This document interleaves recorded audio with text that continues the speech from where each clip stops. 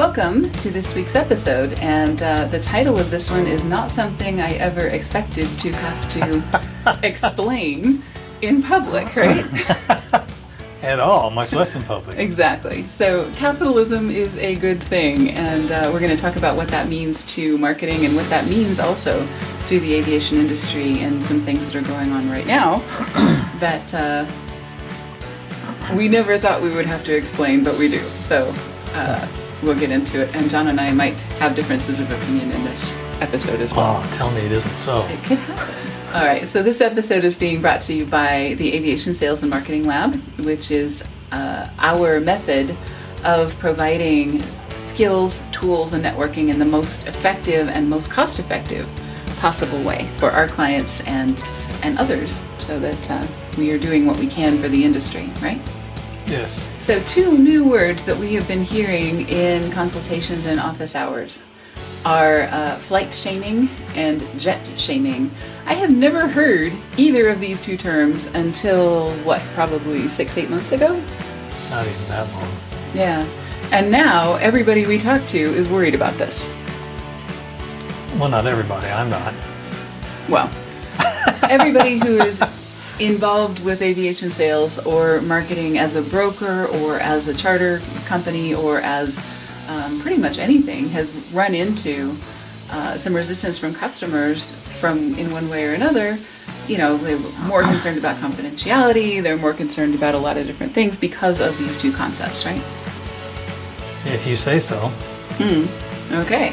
Confidentiality, I don't understand. That's got to do with this. Well, you know, a lot of people have, in fact, I just did a consultation with someone that felt like it looks bad for for some of their clients to be using a charter service because they're bored, and it's actually a university. You know, if they do flights to recruit college students or high school students and things like that into a college team, then the board of the college feels like this is an undue use of money, and it's also bad for the environment and a lot of different things. So, right, wrong, or otherwise, it is a concern, and you're not going to get anywhere by denying that it's happening or by scoffing at it, right? I'll scoff if I want to. Yeah, you can scoff if you want to, but it is a real concern for some folks, and how you handle this is going to have a big impact on how your business progresses in the next year or so. Yep, that would be true. Okay. So flight shaming is kind of the environmental side of this.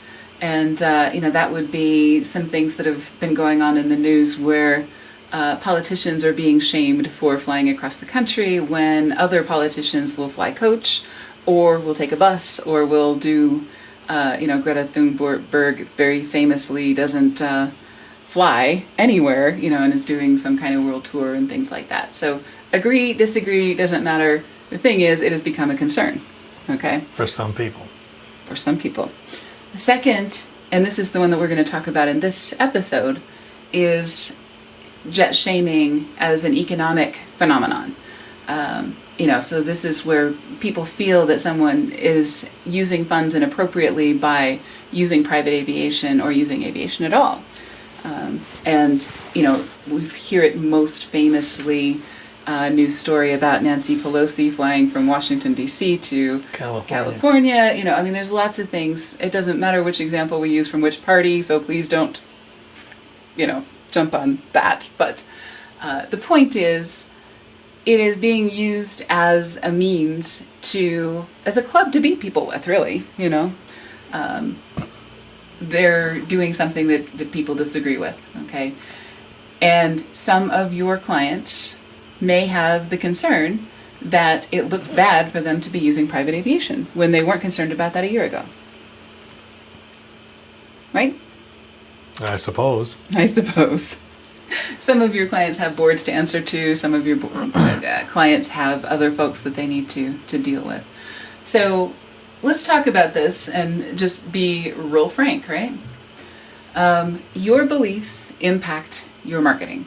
So if some of this is starting to sink in for you, a lot of the news stories and other kinds of things, they do tend to get under our skin, and we start to feel apologetic, or we start to underplay our message. We start to be less aggressive, we start to be a little timid if we feel like people are going to disagree with us. So you really have to be pretty solid in your own beliefs and pretty feel pretty good about what you do for a living in order to do it effectively, right? Mm-hmm. Okay. So 2 questions, and I want you to ask yourself this very seriously, and this is not getting hokey or anything else. I just want you to ask yourself, do you believe that what you are doing for a living, being in the aviation industry, being in sales and marketing in the aviation industry, do you believe that you are doing good for your customers? That's question number 1. Question number 2 is, do you believe that you are doing good for the world in general? And if you can answer those 2 questions with a resounding yes, and then you get on with the phone with a customer, you're going to have a completely different tone of voice than if you are starting to feel a little waffly and weird, right? Absolutely. Okay. So no waffly, no weird, right? Not for me. Right. Or us. Okay. So if you are as old as John and I, you're probably astonished with a lot of the things that are going on in the news, where people are starting to sound like capitalism is bad and socialism is good. Now, this is completely opposite of the way that we grew up, right?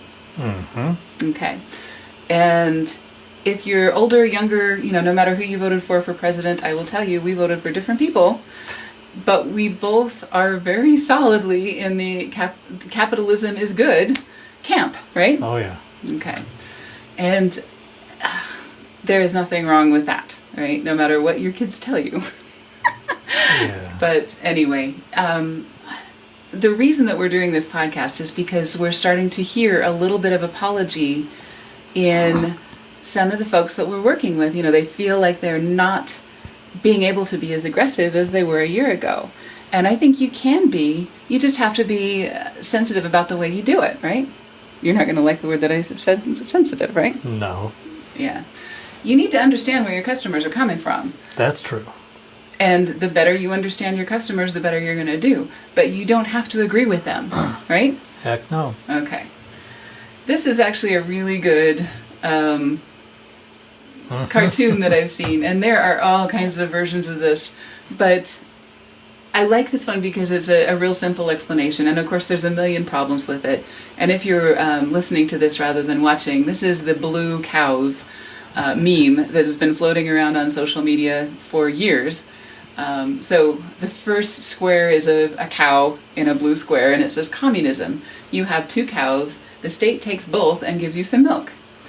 The next blue square, fascism. You have 2 cows. The state takes both and sells you some milk. Third square, bureaucratism. You have 2 cows. The state takes both, shoots one, milks the other, and then throws the milk away. And the fourth is traditional capitalism, and that is basically you have 2 cows. You sell one and buy a bull. Your herd multiplies and the economy grows. You sell them and retire on the income. So I think what a lot of people are equating with capitalism is actually what would be in this meme, bureaucratism, right?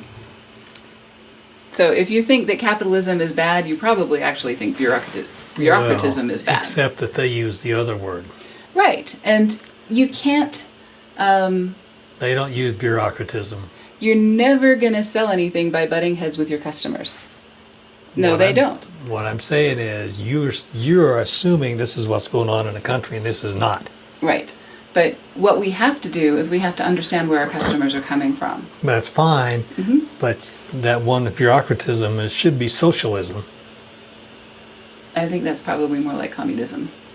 Whatever. But the point is, we can argue about these words, right?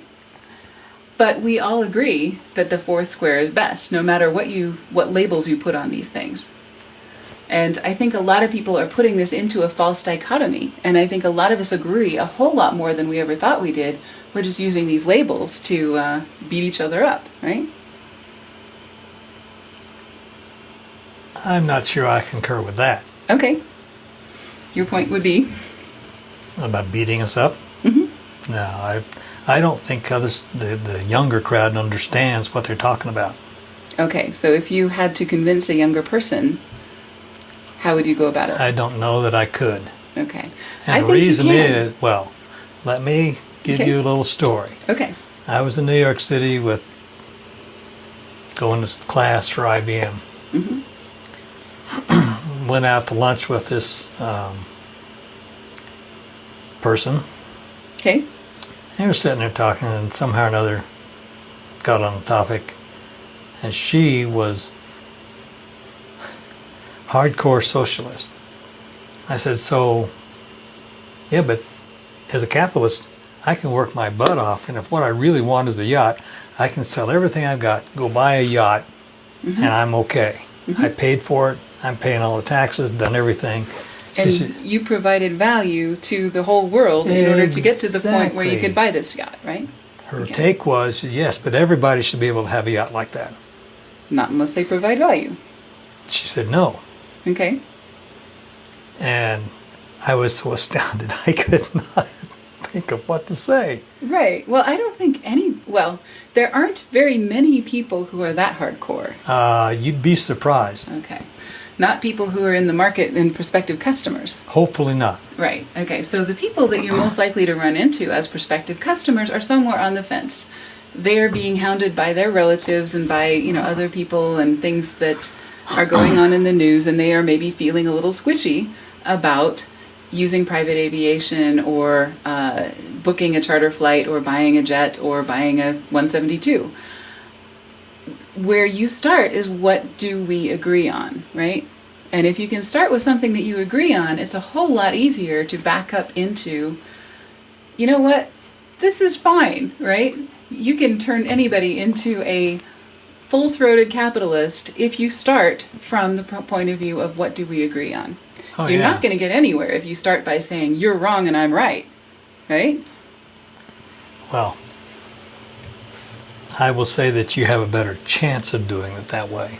That doesn't mean it's going to work every time, right? Well, it may not even work a majority of the time. Mm-hmm. I have run across many people that are what you call hardcore, like that lady. Right, but they are not prospects. Well, I don't know. They may have been. Only at the time I wasn't in this business. Right, exactly. But if you ran into a prospect like that, you've got a bigger problem. No joke. But the point is, you've got a shot if you start with what you do agree with. Mm-hmm. You don't have a shot if you start from the point of view of, I disagree with you, right? Yep. Okay. So this really boils down to, which picture of aviation do you believe? They are both true from a certain point of view. But, are you doing good in the world, or are you causing harm to other people? It depends on what you use it for. Aviation, just like fire, just like money, is neither good nor bad, right? Uh-huh. It's a value-neutral entity that just exists, right? Okay, it's a tool. It's a business tool. So, what do you do? I think what you do, and what I do personally, and it works really well for me, is you start from the premise that there is a false dichotomy, right? You don't have to choose a side and say, I am for capitalism or I am for social justice, and those two things are a one-way street and they will never come together. But again, you're mixing stuff. Exactly. You're mixing social justice, not socialism. Yes. And it's the isms that where people are doing it. Exactly. So I am a rabid advocate for social justice. Okay. I am a rabid advocate for capitalism. I do not see a conflict between those two things. But that's not the term they're using. No, it's not. I'm starting with what we do agree on. I change one term a little bit, and we start with what we agree on. Mm-hmm. Okay? If I put socialism up there, I can't get on board with you. If I say social justice on there, we're on the same side. Right? Except that I don't like the mixing of words like that. Okay. How do you do it? I really don't know. But when you do that, that looks to me like you're weaseling out. Okay. And that's not me. Okay. If I felt that way, then I would be weaseling. I don't feel that way. Okay. So I can wholeheartedly, and this is really what it comes down to, is what do you believe? So I can do this, but you can't because you don't believe it. Nope. Okay, cool. So find something that you can agree with your prospect on, and then work backwards from that point. And another thing I like to do is just go back to basics, right? So read up on capitalism. The Wealth of Nations, I think, is probably the best source of what capitalism is supposed to be.